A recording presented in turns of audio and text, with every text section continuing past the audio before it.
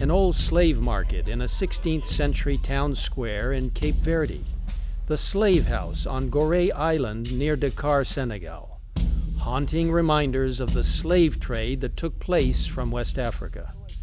The story of an innocent pastor imprisoned for a crime he did not commit. A worldwide church prays, and via social media a movement starts for his freedom.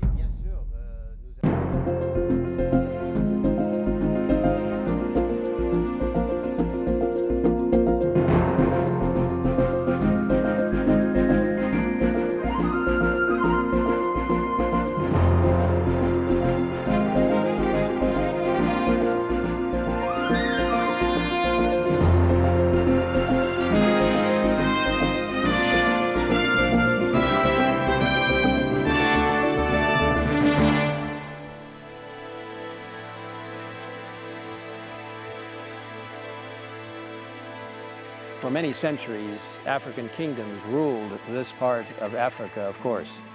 And then in the 16th century, European interest became more intense. They were after gold. Gold was that precious metal that could be used for glamorous things and for trading. The intensity grew greater and greater. However, at the point when the New World was discovered, and the need for human power came into existence, the terrible scourge of slavery was used in an unbelievable way. Of course, slavery had existed for centuries before, but then the incredible volume, over 6 million people exported from this particular area towards the New World. What a terrible scourge and blot on human history. What's the connection? What's the difference between commercial trade, gold, slavery, and freedom? I mean, how do these things connect? You'll find out.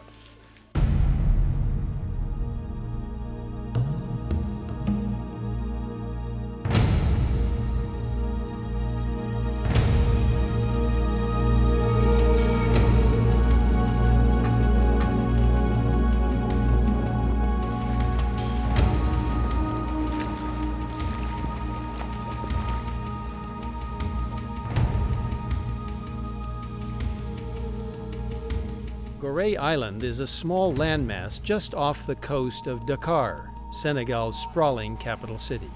The island is home to a small population, but by day the number of people swells as tourists from around the world come to visit this UNESCO World Heritage Site. There are no cars on the island, and it is small enough to find your way around on your own. The House of Slaves, built by the Dutch in 1776, is one of Africa's most famous museums and memorials to the slave trade. Historians differ on how many slaves were actually held in this building, but visitors from around the world make it an important place to remember the human toll of African slavery. The House of Slaves is there to memorialize the final exit point of the slaves from Africa.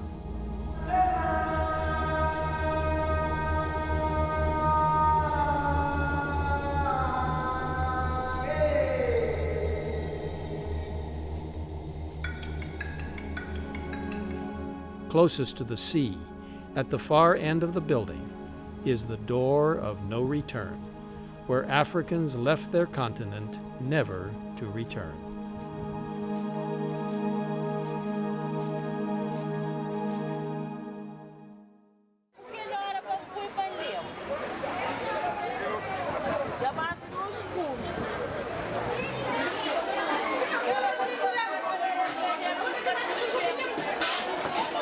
In July 2009, Pastor Antonio Monteiro left his home country of Cape Verde and, together with his family, traveled to the country of Togo to work there as a departmental director for the church.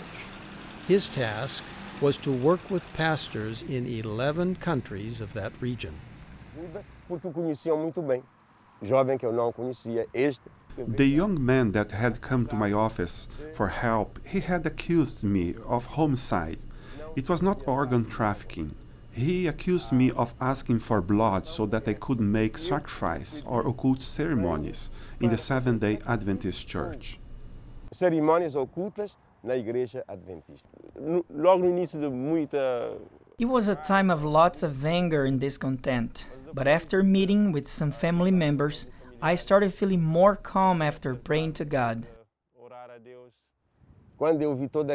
So when I went to prison, I saw a crowd of 2,000 people in a space designed for 500. We are packaged like sardines. On the first night, I slept in a room with 82 other people, but someone very thoughtfully saved me a space. He said, "You are like a father to me. You can sleep here soundly." Meu querido. My dear, I wish that God will bless you tremendously in that place. If you have work to do it quick and come back home, back to your family, because we miss you very much. I love you very, very much. Amen. Que o Senhor abençoe muito você, viu, filho?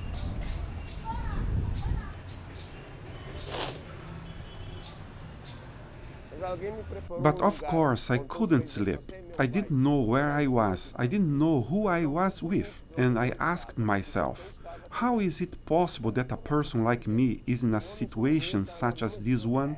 How much longer?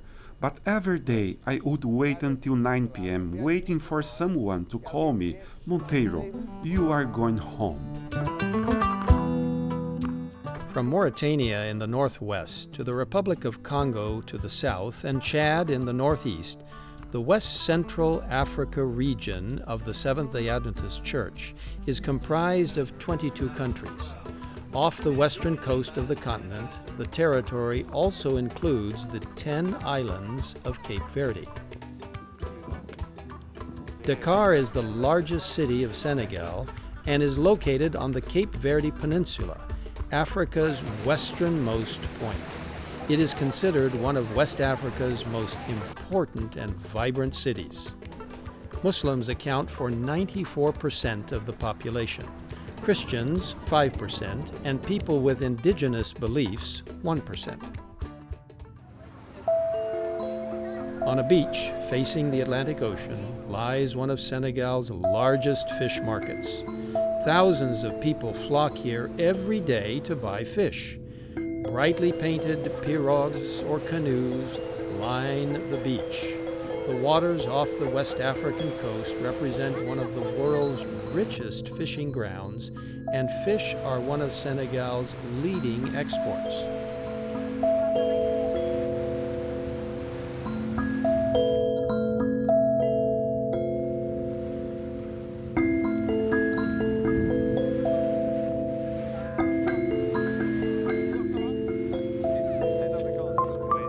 Lake Retba, or Lac Rose, meaning pink lake, is naturally strawberry pink in color.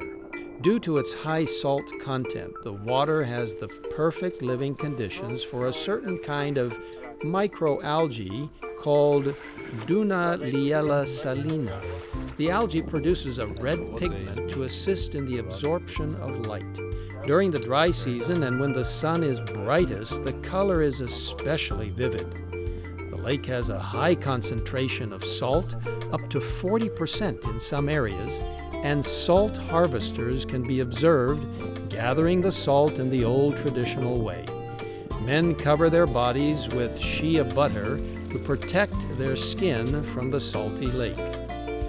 The salt, which is largely used for preserving fish, is then piled on the shore to dry and whiten in the sun for a few days.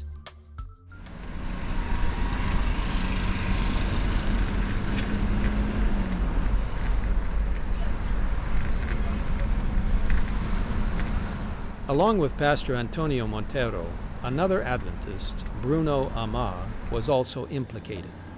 These two courageous men had no idea what a long, drawn-out imprisonment and court case lay ahead of them.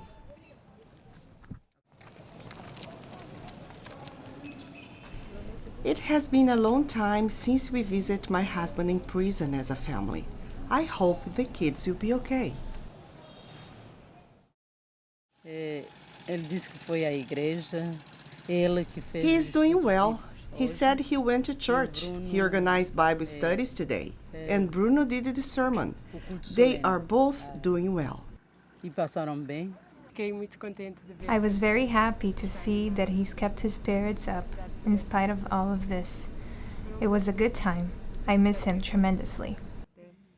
While in prison, I consider myself a missionary.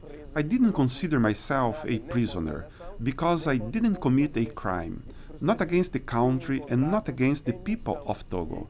I took this mission and preached the gospel to high-profile people, such as the Ministry of Defense of Togo, prisoners, and prison guards.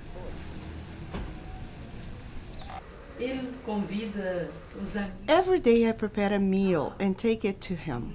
The prison has food, but it's different from what we eat. Bruno's wife takes food in the morning, and I take food for them in the late afternoon. Every day while preparing his food, I think, my God, what is this happening, my God? But afterwards I say, let your will be done.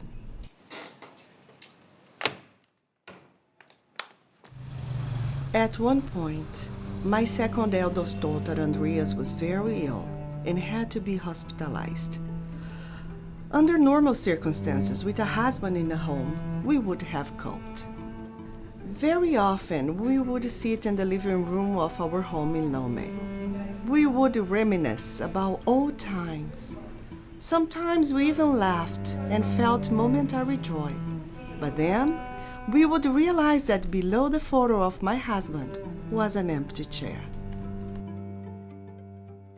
Liberia is home to 4 million people. Liberia was established by citizens of the United States as a colony for former African American slaves and their free descendants. In 1822, African Americans first crossed the ocean back to Africa. Over the next 40 years, 19,000 African Americans, other Africans, and a small number of West Indians would settle in Liberia. English is Liberia's official language, but 15 indigenous languages are also spoken in the country. Here, the Seventh-day Adventist Church runs a very successful radio ministry.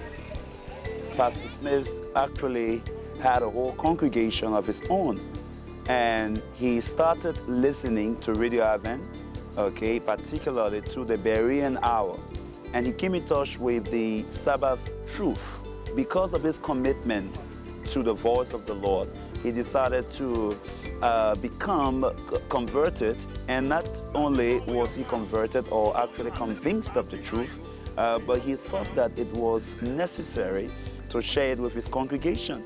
And when he did that, some members of the congregation actually slipped off, but he remained firm, and several of them have started coming back to the truth. I have never experienced the peace that I'm experiencing now, because I know that I'm in the true worship, and I know that I have a covenant of worship with God. The Sabbath makes me to know, the Sabbath worship makes me to know that I have a covenant of worship with God. I feel like a true child of God. Radio Advent has led many people to Christ. We were able to meet a few of them. He used Pastor Gemini Gete to just read that scripture. Because I believe we don't need much word to get converted. We just need one. It was that one that took me to the Adventist faith. I need to ask God to direct me because He is my director. In everything He said we should ask and it shall be given unto you. He says, seek and you shall find, knock and the door shall be opened. So I'm seeking to Him for direction.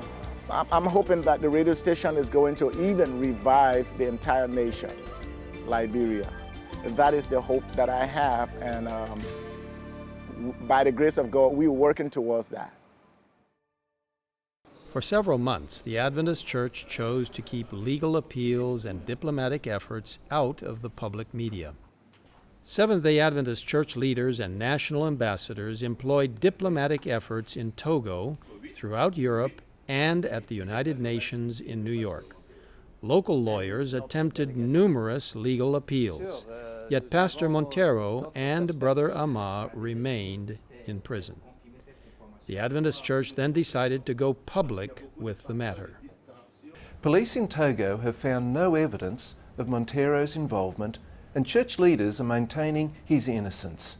They recently visited Monteiro in prison and are working with government officials to secure his release.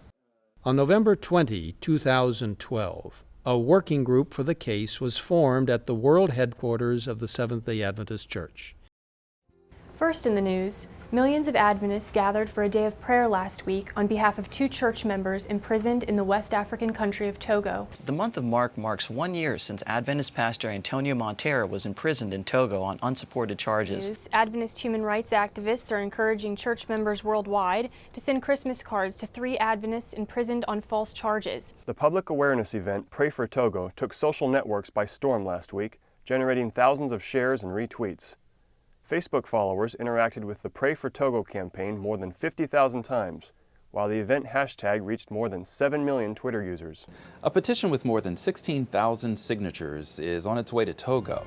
Send them some encouragement in the form of Christmas cards and let them know you are not alone. You are not alone. You are not alone. As the date commemorating 2 years in prison was approaching, good news arrived. A court trial had finally been set for Friday, January 10, 2014. As I sit in the dark prison, I often reminisce about my home in Cape Verde. I miss the smell of the ocean as the waves crash on the stony beach. For almost 2 years I haven't seen a sunset, and it is when darkness falls that I yearn for my family the most. I also miss my church family, breaking the bread of life with them, spending time in earnest prayer and singing heartily together. I miss my hometown on the island of Togo. I miss the house where I was born with all its memories. I often think of the church where I was baptized. I miss my 95-year-old mother so much. I miss the mountains standing tall and majestic. When the dry acacia's seeds hang from the tree, I know that the rainy season is approaching. How much longer, dear God? How much longer? Ghana is famous for being the first country in Africa to gain independence from European colonization. It is therefore a symbol of achievement and an inspiration for African independence movements.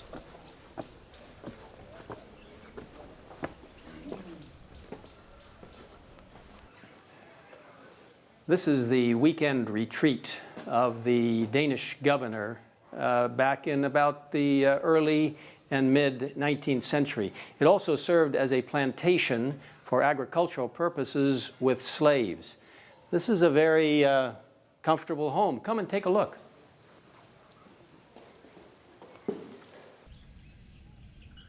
Since the 16th century, European governments involved themselves with local African kingdoms in commercial activity and the terrible slave trade. Particularly, this shows installations and plantations of the Danish government here along the Gold Coast, now known as Ghana. Here we also met a very interesting chief who told us about his ancestors, as well as how he appreciates church co-founder Ellen G. White's writings.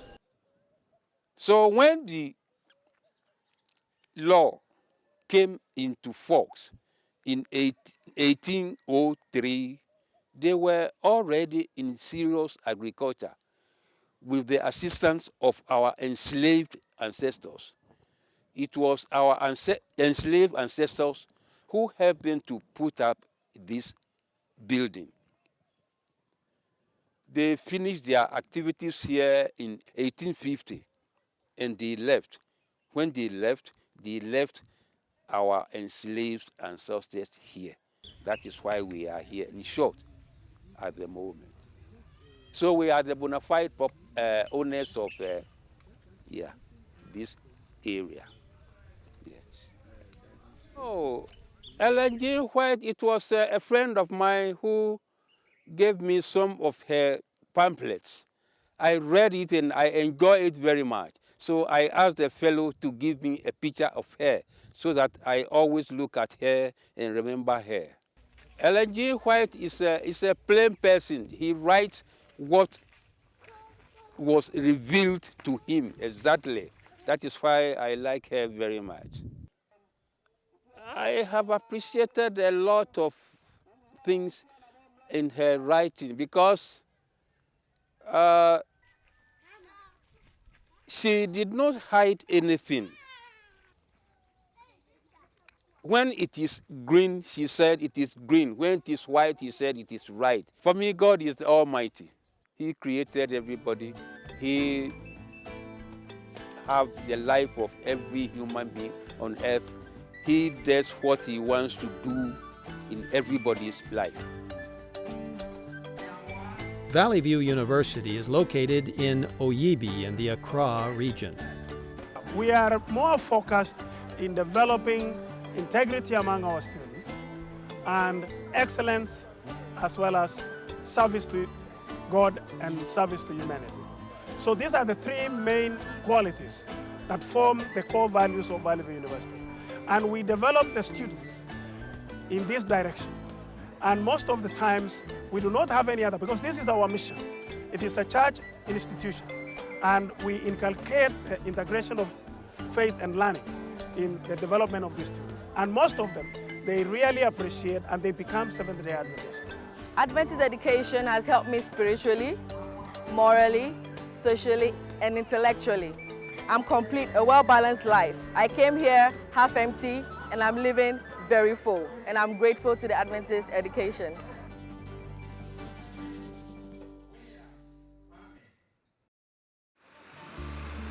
The city of Praia, with a name that means beach in both Portuguese and Cape Verdean Creole, is the capital and largest city of Cape Verde, an island nation in the Atlantic Ocean west of Senegal. Positioned on the great trade routes between Africa, Europe, and the New World, the islands became a prosperous center for the slave trade. In more recent history on these islands, many people were praying for the release of Pastor Antonio Monteiro and Brother Amar. First in the news, Adventist pastor Antonio Monteiro was released from prison this week, ending almost 2 years of detainment in the West African country of Togo. It was a moment. I can't find words to describe the moment.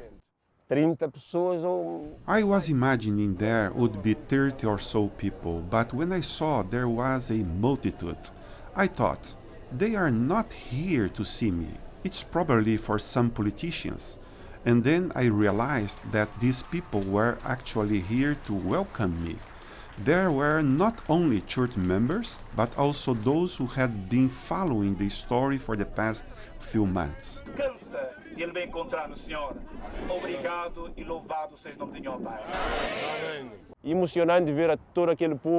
It was very emotional seeing the crowds of people around our family supporting us.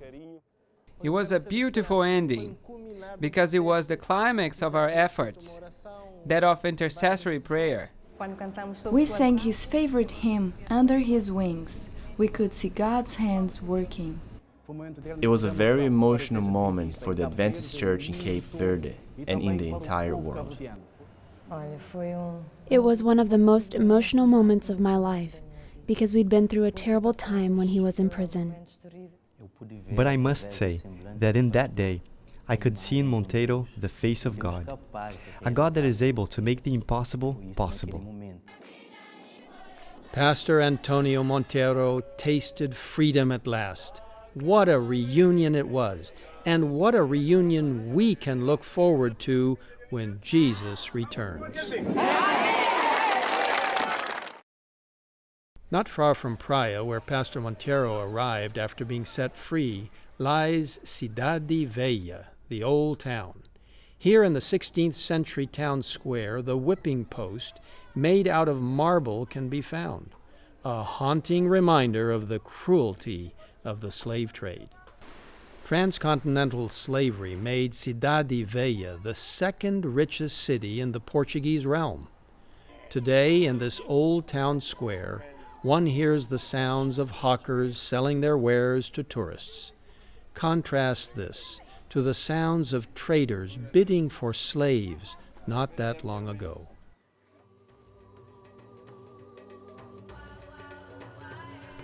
The African Renaissance Monument is a colossal and controversial monument commemorating the end of slavery and Africa's emergence from the past oppressive European regimes that once ruled the continent.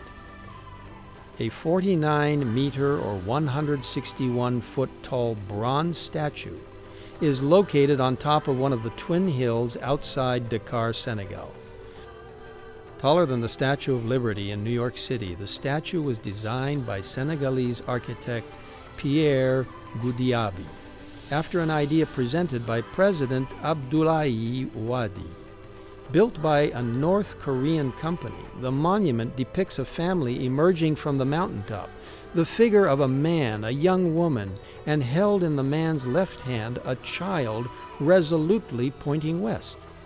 Visitors can go inside and take an elevator to the level of the giant man's head for a stunning view across the city of Dakar. President Wade once said, "It brings to life our common destiny." Africa has arrived in the 21st century standing tall and more ready than ever to take its destiny into its own hands. It is this sentiment that is felt all over Africa these days. Where there once was slavery, there is freedom. Where there once was bondage, now there is independence. Where once oppression was the order of the day, there is now liberation, deliverance. God made men and women to be free from both physical and spiritual bondage. In Galatians chapter 5, verse 1, we read, "Stand fast therefore in the liberty wherewith Christ hath made us free, and be not entangled again with the yoke of bondage." Slavery, unfortunately, is still alive and well in other forms in our world today, not least of all spiritual slavery. Many struggle under Satan's yoke, but we have the good news of the gospel of Jesus Christ, who died to set us free. We look forward to the promise of heaven one day soon, where all those who cling to Jesus now, no matter the circumstances, will experience true freedom throughout eternity.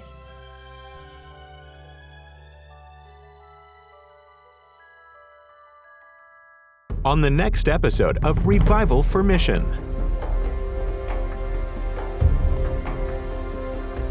A rich history of monarchies and royals have heavily influenced the Southern Africa Indian Ocean region, making it a place of beauty and intrigue.